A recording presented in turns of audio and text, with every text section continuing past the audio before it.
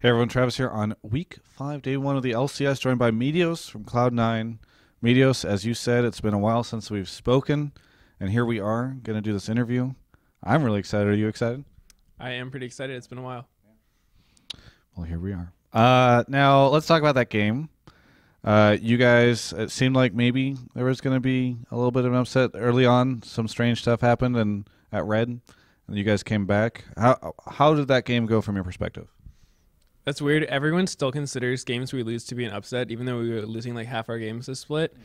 I don't think we're fully back to form because we started off pretty rocky. We've been getting a lot better, but we're still not there. So I don't know if I would say we're favored in all these games. Anyway, about the match, it started off all right. We did like a dragon right when it spawned, which was pretty good.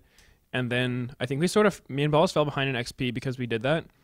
And then I wanted to contest our red because I thought we could have like a better situation for it with like our bot lane just buying our top laner going bot with teleport, and it looked like a good fight to me. But I guess I went in too deep and got myself killed, and then we lost the red, so that was like pretty horrible.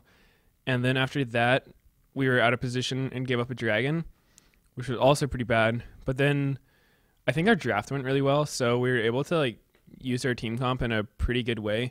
Like they had a Jinx and we had TF, and so the immobile AD carries have a rough time against TF because you can just sort of pour it on top of them and then they die a lot of the time unless they're like in really good position or their team's helping them out or something like that. So we're able to get a lot of good picks with TF. I think High played really well and we're able to get some stuff going. I think it started turning around like the third dragon where we sort of just out TSM OG and rotated him or whatever, or maybe it's OG and TSM.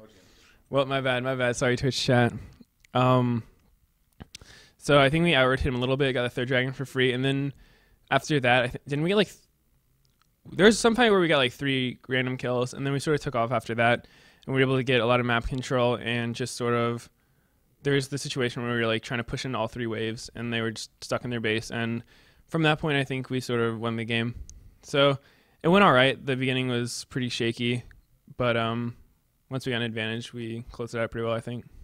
Hey, just bouncing off of that first part, I know you said that you didn't feel like it would have been an upset there, but I mean, Curse has lost almost all of their games this split. So you still wouldn't consider it an upset if Curse beat you?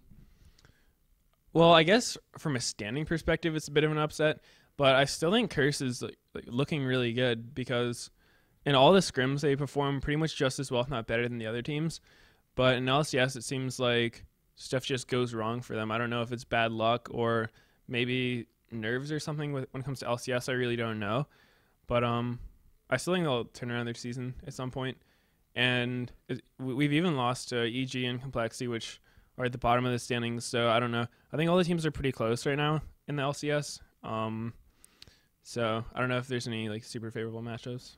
Do you think we're becoming EU LCS, where it's just like that weird like flip a coin every match kind of deal? Kind of, honestly. We definitely feel like EU LCS because we've been doing well against the top teams, and then we've been dropping games to teams that have worse records than us. So it's kind of weird from our perspective, but I don't know. Now, you guys had a weird situation. I mean, the whole LCS did, where because of the swap between NA and EU, there was only 3 days to prepare for this from last week. Was that strange for you guys at all, or did you guys just sort of hunker down and get through it?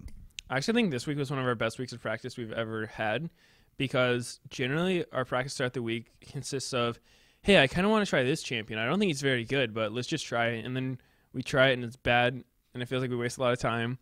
But this week it was sort of like, okay, we only have three days to practice. Let's just pick really good stuff and try our hardest. And then if we start losing games, look at what the other team did and then sort of copy them, which is sort of always been the philosophy that we've gotten by with. Just, do your best. If it doesn't work, then look to improve it, that sort of thing. So I think our practice was really good this week despite being a shorter week. And we were doing really long days too. We pretty much scrimmed from the time we woke up to the time we went to bed, which is, well, we did one extra set than we normally do every day. And we scrimmed on Sunday, which we usually have off because it's an LCS day. So I liked our practice this week a lot. It was really good, but it would have been better if it was longer. Hey, I wanted to ask you now, because we saw a couple games with him last week. Any thoughts on Helios to EG or his strength as a jungler? Helios looks really good. his early game looks probably better than most of the junglers in NA, because the one game that stuck out to me in particular was his game where he was playing Lee Sin. I think it was against, who was it against? I don't remember who it was against, but I remember he dove top and like traded a kill, like killed himself and killed their top laner, and then he killed himself again right in the beginning of the game. But even though he was 0-2, he was still putting out way more pressure than the other team's jungler. I think it was Curse, actually. I actually have no idea, so I'm not gonna try to guess. But they were putting out a ton of pressure despite being like extremely behind on Lee Sin. I think it was LMQ. I know it was a top team. I feel like EG only played top teams last week. I feel like they played like Dig and LMQ. It was LMQ. That's who it was. I thought it was Dominic on Elise, but it was no name on Elise. Okay, thank you. It was LMQ. And just being able to put out a lot of pressure while being behind is so hard to do, because you have to be really careful, because you can't really start forcing things at that point. You have to play reactionary and just make them waste their time, basically just be more efficient than them while working with less. So I was really impressed by that. And all their games, they had some pretty huge advantages early game and even mid game. But I guess they weren't able to close out the games because I think they went 0-2, right? And so I guess that comes, I would assume, from the communication issues of Helios mostly speaking Korean, still learning English, and him being a new player as well. So both those sort of probably not used to playing with each other yet. And but I think any team that can get an advantage early is a really good start, because if you can get an advantage early, it's usually easier to win. So I think they'll be looking good pretty soon.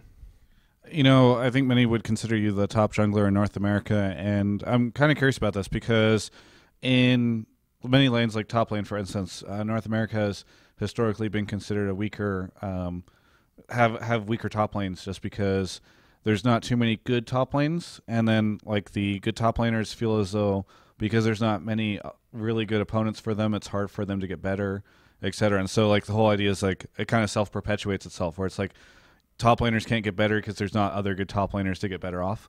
I'm curious, does that work similarly in the jungle? Because obviously you guys aren't directly laning against each other, but if you feel like there's other really good junglers in the scene, does that make you a better jungler?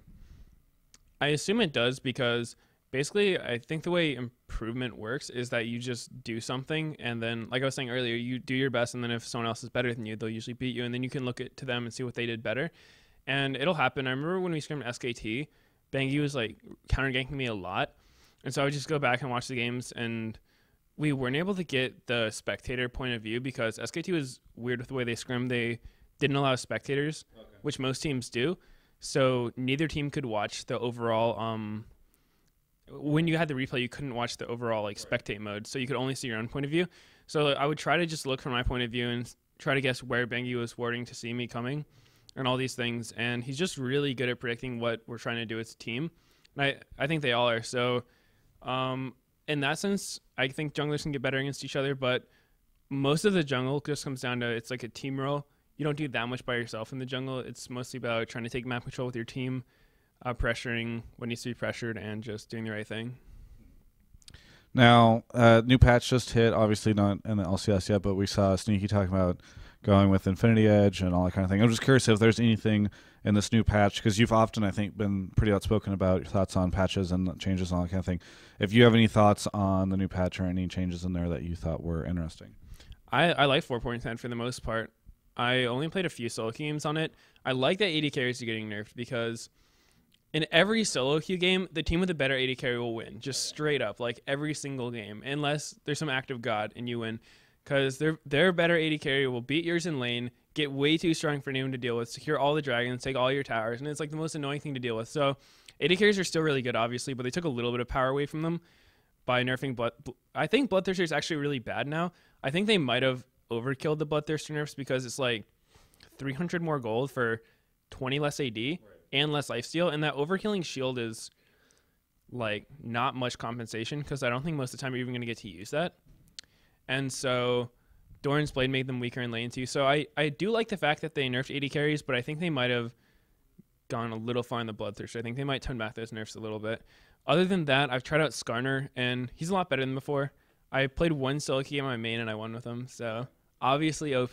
So he's going to be dominating picks and bans next week, right? Or whenever it comes out. It's actually really funny. I just wanted to play him, and so I had Vasily on my team, and I was like, hey, can you first pick me Skyner? Because I don't know if they'll pick him. He picks it for me, and then during the game, I kept ganking bot, and after like the third gank bot, he's like, okay, I'm permanently banning Skyner now. It's pretty funny. And so I think he's pretty good. And other than that, there haven't been too many jungle changes. I think I've heard somewhere that like next patch will be a big jungle change patch. So I don't know anything that's going to happen for that, but I'm pretty excited because the jungle's not in a horrible spot right now. But like Lee Sin and Elise are obviously outperforming all the other junglers by a mile almost. And Eve kind of competes, but she's still not amazing. So I think they're either going to like take some power away from Elise and Lee Sin, give it to the other junglers, and I'm looking forward to it. Change is always cool, but what I hope they don't do is just try to like bring back the fully passive jungle style, because if they nerf all the really good early game champions and it's just basically farm till 6 and then ultimate people, it's kind of a more boring play style, because I like having the option of early aggression. I think that's really cool. Either way though, it's always cool to change it up. Just keeps from getting stale and should be good. Awesome. So last question, because we're wrapping it up. I do want to ask you about this because you guys had only the 3 days for this week. You got 7 days for next week. And I know Cloud9, you guys like to have fun, whenever you can because you practice so much. Any fun plans for this weekend that I could be invited to? Any plan? I don't know. We're still focused on LCS for now. I heard CLG is throwing a party, which I think we want to go to it, but Jack's probably not going to let us because Jack has this new no fun policy where we can't do anything fun ever. So maybe if we're lucky, we'll get to go. What, you need to like bribe them or something, or like sneak out? Like, do you guys have like a window you can climb out like down a sheet or something and run over to the CLG house and hope he's just snoring? Yeah, we're gonna have to try to do that. Some sort of comical thing. You have any plugs? Anything you want to say? Anything to your fans, Meteos, that you wanna just say directly into this camera to them? Yeah, I want to thank all of our fans because we've been getting a lot of support despite not really being as good as we were in the last season. And so thank you to all the fans who stuck by us and are still sticking by us while we're recovering from all of our issues within the team right now. And secondly, I want to thank all my sponsors who've also stuck by us, which are HyperX, Logitech, Alienware, Air Force Reserve, Homejoy, LawClass, and I think I got all of them. Very good. Well, thank you so much, Meteos. Really appreciate it. Check out the rest of our coverage of all things LCS at ongamers.com.